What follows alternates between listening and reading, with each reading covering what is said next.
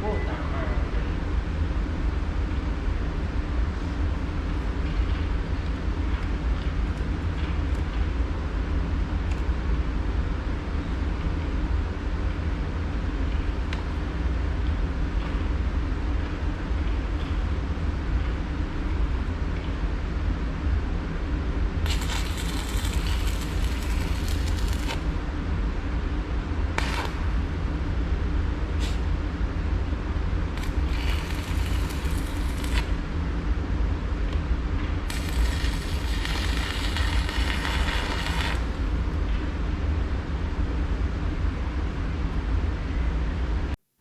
Y nos traen Marta y Rubén el coche que nos compraron hace tiempo. Vaya mordidas que tiene.